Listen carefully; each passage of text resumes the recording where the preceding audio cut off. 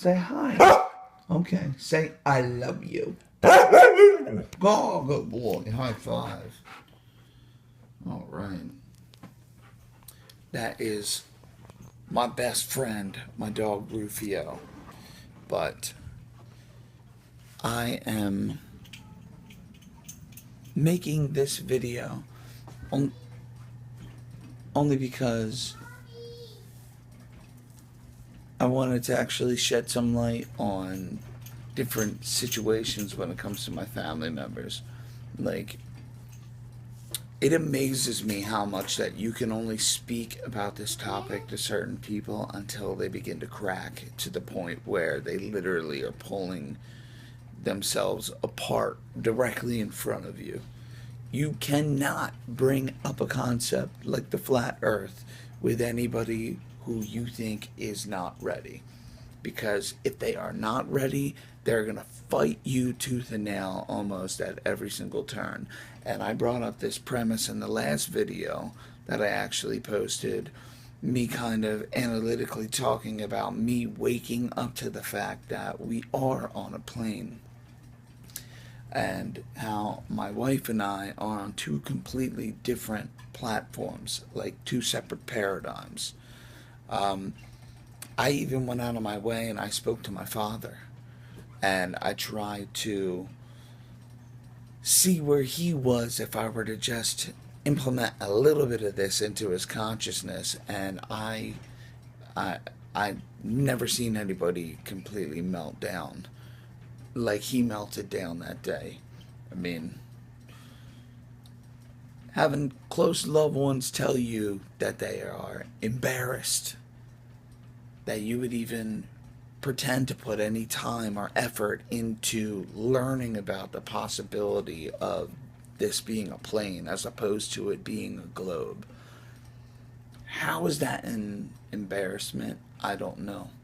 But to me, it just seems as if I was opening up to a possibility that I might have been lied to. Because guess what? We're always lied to every single day of our lives. People lie to us. Our best friends lie to us. Your best friend lies to you. It's the truth.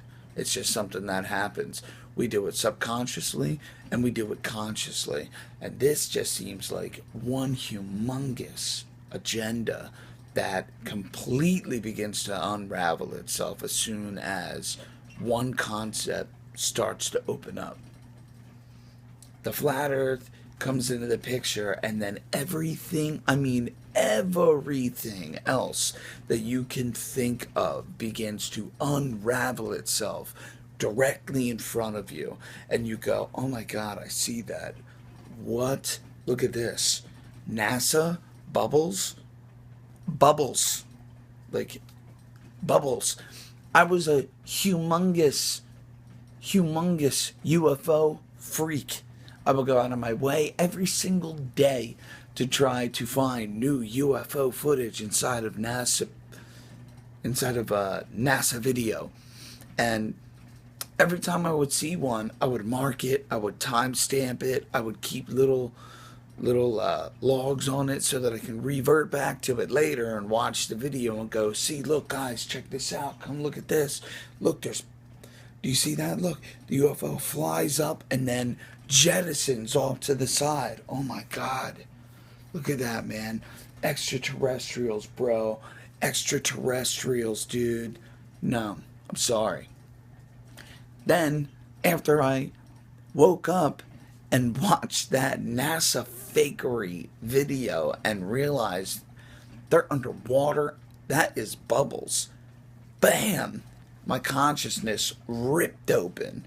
And then all of a sudden, all those other foreshadowing lies just came pouring down. Just like the Trade Center, it just kept falling down. The beams, they just kept falling down. That was like my consciousness. Boop! All of the walls that I had ever built up. I'm not gonna lie, I was an advocate for some of the Illuminati control through media and music. I was a huge proponent of that and a UFO follower. That was my life, and I ate, slept, lived, loved the possibility of planetary travel. There was even a video game that I used to play constantly, and it was called Destiny. It's a new video game. I can't even bring myself right now to go downstairs to pretend to pop that game on because it is space oriented, and I want nothing to do with space.